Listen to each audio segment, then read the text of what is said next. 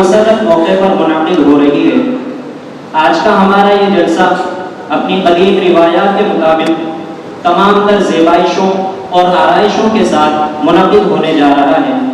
سب سے پہلے میں لئن شکرتم لأزیدنکم میں بیان کردہ حکم ربی کے سامنے سر تسلیم ہم کرتے ہوئے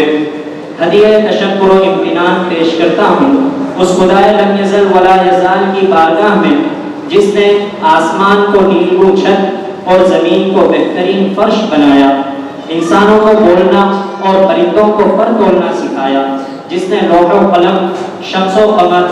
بحر و بر اور شجر و حجر کے ذریعے عرش و فرش کو زینت بخشی، نیز حیوانات و نباتات اور جمادات کو وجود بخش کر اس کرۂ ارضی کو آباد کیا۔ اس کے بعد یا ایھا الذین آمنوا صلوا علیہ وسلموا تسلیما کو پیش نظر رکھتے ہوئے تحفہ درود و سلام نچھاور کرتا ہوں اس نبی امی کے دربار میں جو مدنی تاجدار، غریبوں کے غم گسار، آقائے نامدار، سید ابرار و اخیار، شہنشاہ ذی وقار، رحمت للعالمین، احمد مجتبی اور کملی والے مصطفیٰ ہیں۔ بعد ازاں میں لا یشکر اللہ من لا یشکر الناس کو مد نظر رکھتے ہوئے آپ حضرات کی قلوب میمنت اور گوناگو مشغولیات کے باوجود آپ کی تشریف آوری پر عقیدت و محبت کی سوغات اور ہدیہ تشکر و امتنان پیش کرتا ہوں۔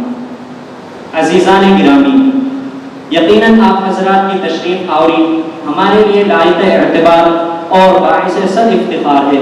ہم شرکائے بزم آپ حضرات کا قلب و جگر کی گہرائیوں سے پرتپاک استقبال کرتے ہیں اور آپ کی ذرہ نوازی اور کرم گستری کو سلام کرتے ہیں۔ موجے گل موجے صبا موجے سحر لگتی ہے، موجے گل موجے صبا موجے سحر لگتی ہے، سر سے پا تک وہ سما ہے کہ نظر لگتی ہے، لمحے لمحے میں بسی ہے تیری یادوں کی مہک، لمحے لمحے میں بسی ہے تیری یادوں کی مہک، آج کی رات تو خوشبو کا سفر لگتی ہے۔ عزیزان گرامی، کسی بھی مذہب اور فکر و عقیدے کے لیے تعلیم کی حیثیت شہرت کی ہے۔ اگر کسی قوم کو اس کے دین سے محروم کرنا ہو تو اس کے دینی تصورات سے اس قوم کا علمی رشتہ کاٹ دیجیے۔ یہ چیز خود بخود اس قوم کو اپنے مذہب سے بیگانہ بنا دے گی۔ اس کے لیے پنجہ آزمائی کی ضرورت پڑے گی اور نہ معرکہ آرائی کی۔ یہ کسی قوم کو فکری اور مذہبی اعتبار سے قتل کرنے کا ایسا کامیاب اور بے ضرر نسخہ ہے کہ بقول شاعر دامن پہ کوئی چھینٹ نہ خنجر پہ کوئی داغ، دامن پہ کوئی چھینٹ نہ خنجر پہ کوئی داغ، تم قتل کرو ہو کہ کرامات کرو ہو۔ ہندوستان میں اس وقت مسلمانوں کے ساتھ یہی طرز عمل اختیار کرنے کی کوشش کی جا رہی ہے۔ انگریز جب ہندوستان میں آئے تو انہوں نے بھی یہ ناکام کوشش کی، چنانچہ لارڈ میکالے جب فورٹ ولیم کالج قائم کرنے کے بعد برطانیہ واپس گئے تو انہوں نے برطانوی دارالعلوم میں اپنے اس منصوبے کو ان الفاظ میں ظاہر کیا کہ میں ہندوستان میں ایک ایسے ادارے کی بنیاد ڈال کر آیا ہوں کہ اس کی وجہ سے ہندوستان میں رہنے والے رنگ و نسل کے اعتبار سے تو ہندوستانی رہیں گے لیکن اپنی فکر اور ذہن و دماغ کے اعتبار سے انگریز بن جائیں گے۔ چنانچہ اس ملک کے دردمند علماء نے اس حقیقت کو محسوس کر لیا اور انہوں نے ہندوستان کے مختلف علاقوں میں دینی مدارس اور مکاتب قائم کر کے اس بات کا انتظام فرمایا کہ اس ملک میں بسنے والے مسلمان وہ رنگ و نسل کے اعتبار سے ہندوستانی ہو لیکن وہ دل و نگاہ کے اعتبار سے حجازی بنے رہے اور پیغمبر اسلام محمد رسول اللہ صلی اللہ علیہ وسلم کا دامن نبوت ان کے ہاتھوں سے چھوٹنے نہ پائے۔ ہمارا مدرسہ بھی اسی سلسلے کی ایک کڑی ہے اور انہی مدارس میں سے ایک مدرسہ ہے جس کے پھولوں سے دنیا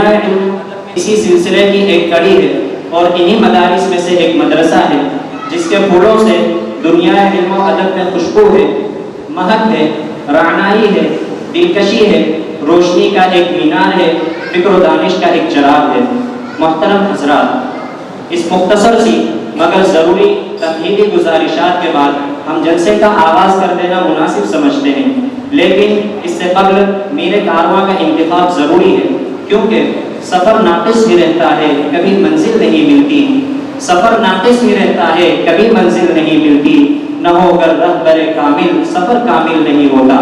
اسی اصول کے پیش نظر آج کے اس عظیم الشان جلسے کے منصب صدارت کو عزت اور زینت بخشنے کے لیے ہم علم و عمل اور فکر و فن کی جامع ترین شخصیت حضرت مولانا مفتی رفیق احمد صاحب قاسمی دامت برکاتہم العالیہ استاد الفقہ والحدیث جامعہ فیضان القرآن کا نام نامی اسم گرامی اس شعر کے ساتھ پیش کرتے ہیں: نگہ بلند سخن دل نواز جاں پرسوز،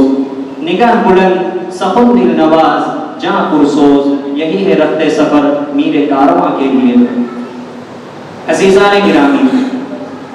آج کے اس مسابقتی اجلاس میں حکم کے اہم اور نازک فریضے کی انجام دہی کے لیے جن شخصیات کا انتخاب عمل میں آیا ہے وہ بھی فن قرات میں کامل مہارت رکھتے ہیں، جن سے میری مراد جامعہ فیضان القرآن کے ہی استاد القرات والتجوید جناب قاری مسعود صاحب فلاحی دامت برکاتہم العالیہ اور نیز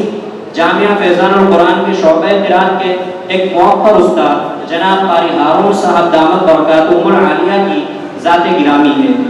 ہم اپنے تمام ہی مہمانان گرامی قدر کے ممنون و مشکور ہیں کہ تشریف لا کر ہم طلباء کی ہمت افزائی بلکہ عزت افزائی فرمائی اور قیمتی اوقات کی فیاضی فرما کر ہمیں سپاس گزار ہونے کا موقع عنایت فرمایا۔ فجزاهم اللہ تعالی عنا خیر الجزاء۔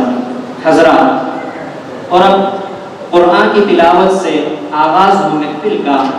قرآن کی تلاوت سے آغاز ہو محفل کا، اس نور سے پا جائیں ہم راستہ منزل کا۔ تو آئیے ہم دعوت دیتے ہیں درجہ حفظ کے ایک طالب علم سعید الرحمان کو کہ تشریف لا کر خدائے بزرگ و برتر کے باعظمت و بابرکت کلام سے شمع بزم فروزہ کریں۔